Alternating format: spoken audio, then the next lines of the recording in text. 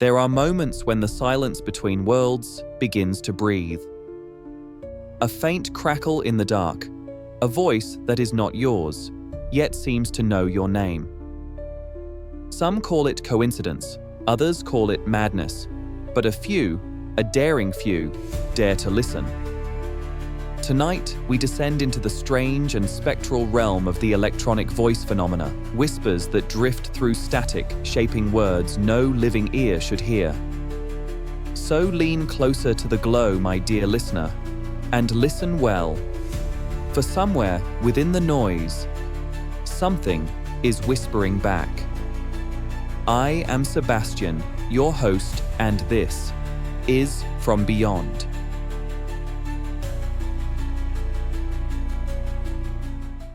Close your eyes for a moment. Imagine the silence of a dark room. Now listen closely. Not to the silence, but to the noise within it. That faint hiss, that low hum, the sound of the universe waiting, and then, cutting through the static, a sound that shouldn't be there. A voice, not from the radio, not from the street, but from nowhere. A whisper calling your name. That sudden chill down your spine, the rational mind battling the impossible. That is the moment you encounter an electronic voice phenomenon, an EVP, voices captured on tape, seemingly from beyond the veil. Perhaps, just perhaps, we are not as alone as we believe. The term electronic voice phenomenon was coined to describe these inexplicable sounds. But the search for these phantom voices began long before the digital age. Our story starts in 1959 with Fredrik Jürgensen, a Swedish filmmaker. He was simply recording bird songs near his home. But when he played back the tape, he heard something else entirely. A woman's voice, speaking in German, calling him by his childhood nickname, Friedel, my little Friedel. It was the voice of his deceased mother. Jürgensen's discovery opened a door. Later, the Latvian psychologist Konstantin Raudive took up the mantle, dedicating his life to cataloguing these voices. He claimed to have captured over 100,000 recordings, often in short, cryptic phrases. Raudive's work forced the world to confront a terrifying possibility that the dead were trying to speak. The phenomenon itself is said to occur when these voices imprint themselves onto electronic media, often utilizing white noise or radio static as a carrier wave. For the believers, it is direct communication. For the skeptics, it is merely auditory pareidolia, the brain desperately trying to find meaning in random noise.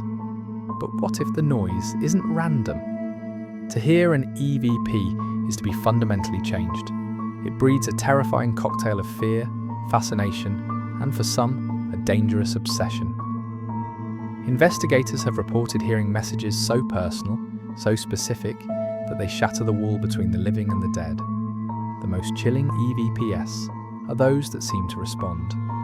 The investigator asks a question into the void, and on the playback, a voice answers. A dialogue with the invisible. But what is the cost of initiating that conversation? Consider the countless recordings where a clear, desperate plea cuts through the noise. The most famous, the most unsettling, is often a single chilling word. A voice strained and weak that simply says, "Help me." It's a sound that suggests not peace, but a terrible, lingering distress.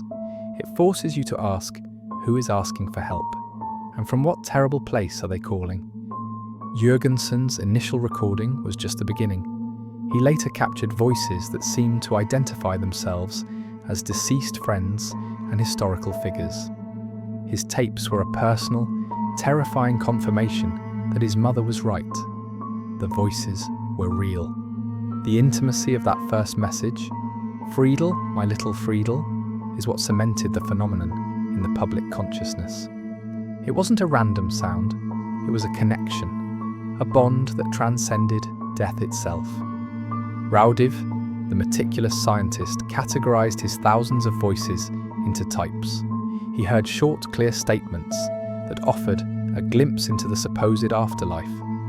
Phrases like, "We are alive," or the strangely comforting, yet deeply unsettling, "Do not fear." His work suggested a collective of voices, a community on the other side, desperately trying to bridge the gap. He even experimented with radio diodes, believing the voices could transmit through pure electronic components, bypassing the need for a microphone entirely. Rodive, who collaborated with German parapsychologist Hans Bender, worked under what he described as strict laboratory conditions. From his vast collection of 100,000 voices, he noted several specific characteristics. First, the voices spoke with great speed. Second, they often used a mixture of languages, sometimes 5 or 6 in a single sentence.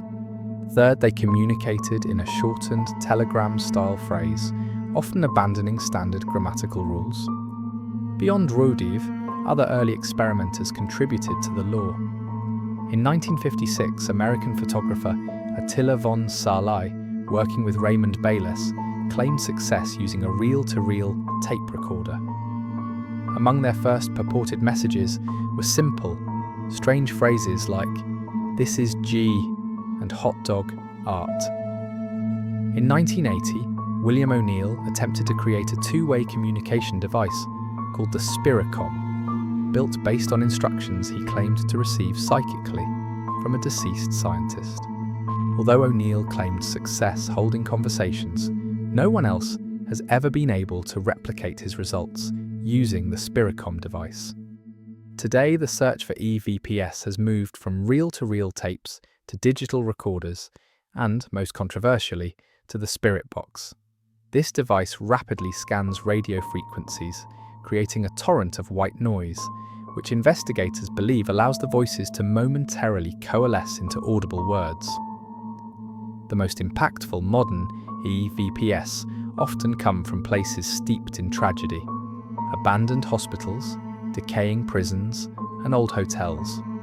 One viral recording, captured in a notorious asylum, featured a clear, male voice responding to a question about his death. The investigator asked, "How did you die?" The voice, clear as a bell, replied, "I was pushed." These contemporary recordings, shared instantly across YouTube and TikTok, bring the phenomenon to a new generation. They are often clearer, more direct, and infinitely more terrifying. The technology changes, but the message remains the same. They are still here. The process of capturing an EVP is a ritual of patience and silence. Investigators use highly sensitive microphones and digital recorders, often alongside the Spirit Box. The protocol is strict: ask a question, then pause for a long, uncomfortable silence. This silence is the canvas upon which the voices are meant to paint their message. The real work, however, happens in the playback. Hours of static and noise are meticulously reviewed, often with headphones, searching for that one anomaly, that one word, that one whisper. They apply filters, isolate frequencies, and repeat the process, desperately trying to rule out every rational explanation. But when a voice survives all the scrutiny, when it speaks a clear, relevant answer, that is the moment the veil thins. For every believer, there is a scientist ready to offer a rational explanation. The most common is auditory pareidolia, the psychological phenomenon where the mind perceives patterns in random stimuli. Just as we see faces in clouds, our brains try to make words out of static. Furthermore, the very tools used, especially the Spirit Box, are a skeptic's dream. The rapid scanning of radio frequencies means that snippets of legitimate terrestrial broadcasts are constantly being picked up. A word from a distant radio show, a fragment of a song, a burst of noise, all can be misinterpreted as a paranormal message. Scientists who have analysed EVP often conclude that there is no evidence of an external, intelligent source. The voices are simply artifacts of the recording process, misinterpretations, or, at worst, hoaxes. But here is the chilling thought that lingers. What if the science is simply not advanced enough? What if the instruments we use to measure reality are deaf to the frequencies of the afterlife? What if the voices are real, and we are dismissing them because they don't fit our current understanding of physics? The pursuit of these voices is not without its peril. For some, The fascination curdles into a dangerous obsession. They spend nights recording, desperate for a connection, until the line between the recording and reality begins to blur. There are countless stories of investigators who, after years of listening, begin to hear the whispers without the recorder. They claim to have attracted something, to have opened a door that cannot be easily closed. They sought a dialogue with the dead, and now the dead are talking back, whether they want them to or not. The old philosophical warning rings true here. When you gaze long into an abyss, the abyss also gazes into you. When you invite the voices from beyond the static into your life, you must be prepared for what they might bring with them. We began with a chill, a moment of doubt. We end with a profound question. The voices in the static are a mirror, reflecting our deepest fears and our most desperate hopes for connection. They challenge our understanding of life, death, and the very nature of reality. The evidence may be inconclusive, the science may be skeptical, but the recordings exist, the whispers are there. So I ask you, if you were alone in the dark, and a voice cut through the silence, clear and undeniable, calling your name, would you dare to listen? I have told you what I know. Whether you believe it or not is entirely up to you.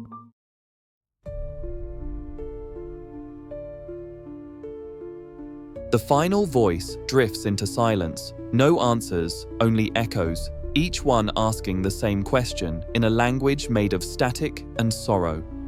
That is all the beyond ever offers us, a whisper just before it fades. And so, the whispers fade, back into the static from which they came. Perhaps they were echoes of the living, fragments caught between breaths, or perhaps they were something far older and far lonelier, trying to be heard once more. In the end, the question is not whether we can record their voices, but whether we are truly ready to listen. Until next time, my dear listener, keep your lights low, your mind open, and remember, the silence is never quite as empty as it seems.